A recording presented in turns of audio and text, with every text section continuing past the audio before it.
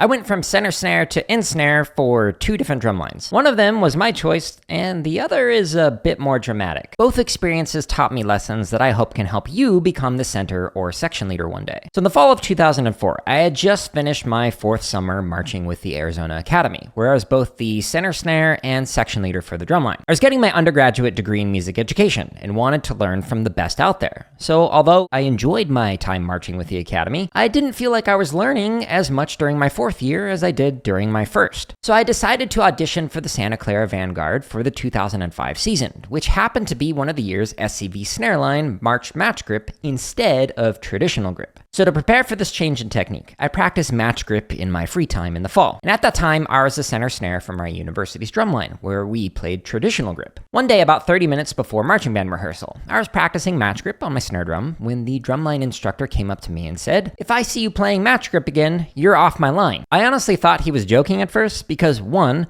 I was practicing in my own free time, 30 minutes before rehearsal started, and 2, because he knew I was on a full percussion performance scholarship, so I frequently practiced match grip for the various concert percussion instruments that I was studying. So I told him that I'd switch to traditional grip when our rehearsal started, but until then, I could practice whatever technique I wanted in my own free time. And he went into a rage and said that I was no longer center snare, and then stormed off. Now, when rehearsal started, I walked over to the warm-up location, and the snare line had left me a spot in the center, but I set my drum up at the end of the line, and the rest of the drum line was basically like, "What are you doing?" And the drumline instructor replied that I was no longer center and gave no further explanation. Now, after rehearsal ended, the drumline instructor spoke with the marching band director about wanting to fail me. So I had to meet with the director to talk about it. The marching band director apologized and said that he would not fail me, but he asked me to just try and keep my head low and just finish this season as end snare. So you see, I had to be there because my undergraduate degree in music education required 2 years of participation in my university's marching band. So I was stuck dealing with him for a couple more months if I wanted to get the degree. But because the drumline instructor didn't get what he wanted, he reached out to the head of percussion department to try and revoke my full percussion performance scholarship. Again, for playing match grip in my own free time. The percussion director basically gave the same response as the marching band director. You'll keep your scholarship, but just keep your head low and finish the season. So I wish I could tell you that there is like some kind of a happy ending to this part of the story, but there isn't. I ended up getting prescribed anti-anxiety medication that I would take in the parking lot before drumline rehearsal started because it helped with the panic attacks that were caused by the way that this drumline instructor was treating me. Sometimes when you're a student, you lack the power or social capital to adequately defend yourself against a so-called educator on a power trip. But if you're experiencing similar abuse from an instructor, I've linked to a video in the description that elaborates on how students can respond, so hopefully that helps in some way. I've got this tattoo on my forearm for moments like these in life. So if there's one good lesson that came out of this experience, it's that it made me have a profound understanding of the impact bad instruction can have on students. So if you teach, I hope that you too are able to use both your positive and negative experiences from when you were a student to learn both what to do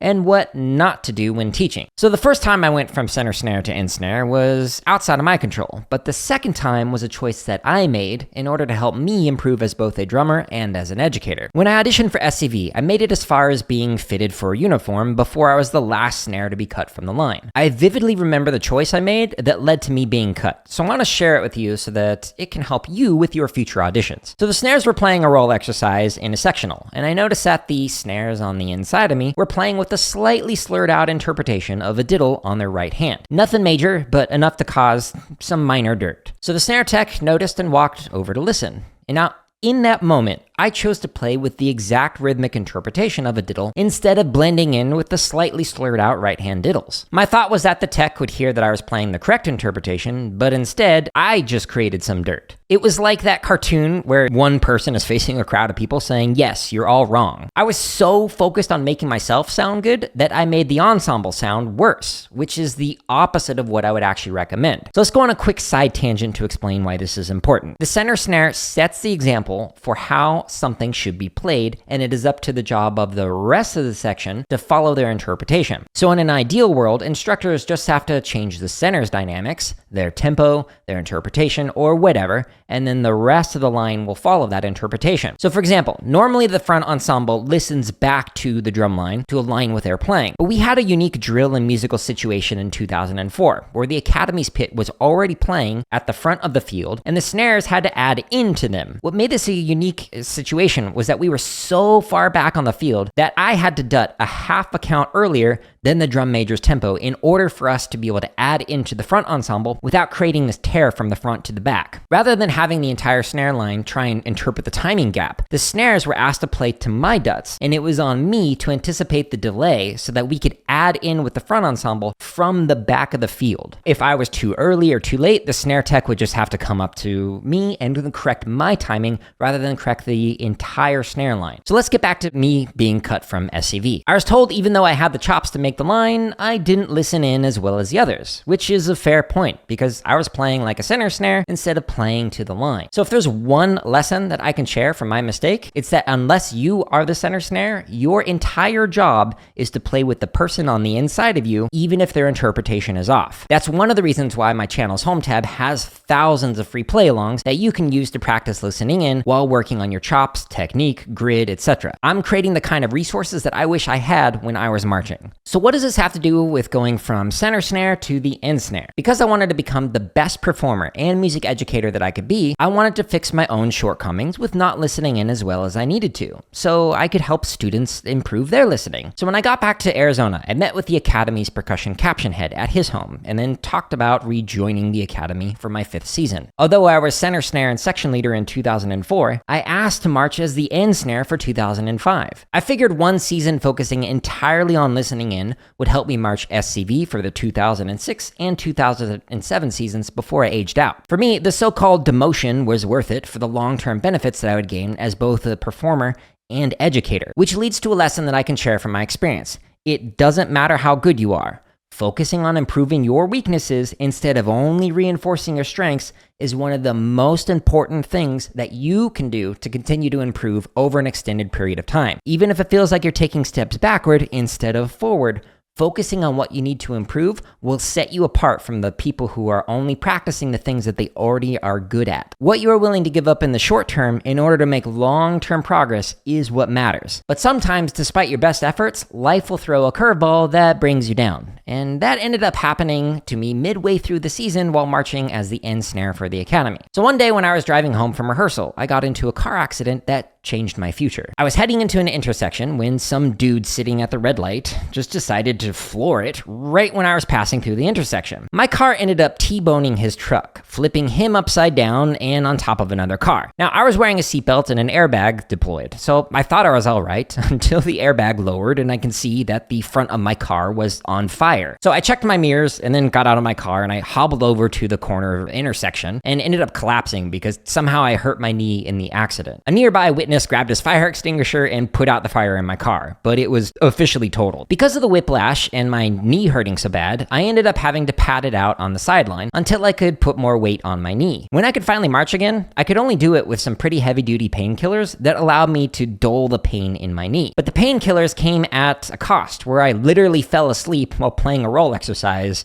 in practice one day. So on the last rep, everyone but me pulled in their sticks and the snare next to me had to wake me up. I never knew that I could fall asleep standing up, but painkillers are wacky. But the thing that made me stop using the painkillers was when they caused me to completely forget the snare break during a lot. I can still feel the embarrassment because many members of the Blue Devils drumline were watching our lot while they ate their dinner. But the painkillers made me have such a profound mental fog that I couldn't remember what I was supposed to play. I realized that if I was going to finish the season, I needed to do so without the painkillers so that I could, 1, remember what I was playing, and 2, not fall asleep while playing. So although my knee hurt a lot, I finished the season and planned on marching 2 more summers before aging out in 2007. Unfortunately, my knee was worse than I thought. as I couldn't walk for 3 days after some basic box drills at an audition camp. So even though I had 2 more summers before I aged out, my 5th season with the Academy was the last summer that I marched. Had that guy in the truck not ran a red light, my life may have been completely different, as I was planning on getting an undergrad in music education and a master's in percussion performance. Instead, injuries made me realize that at any moment, my abilities as a performer could be taken away from me. So I need to learn how to teach if I wanted to be able to stay in the game for a long time. Although it changed my trajectory completely, it has also led to unique career as an educator and a researcher in both music education and computer science education. But that's a story for another day. Fortunately, my knee is much better today because I started doing Muay Thai after I aged out. So strengthening everything in and around the knee made it so that I can walk again without my knee randomly giving out on me. So if there's one thing I can recommend, it's to get the physical therapy if you have an injury, as it could make or break your career. Speaking of, if you want to learn about the daily hand routine that I do to keep my hands healthy even after drumming since 1998, check out this video. And check out my channel's home tab for hundreds of drumming tips and lessons, as well as thousands of free exercises to help you with practicing listening in to perfect rhythmic interpretation. Just use the timestamps in the description to jump to a specific BPM or drumming tip.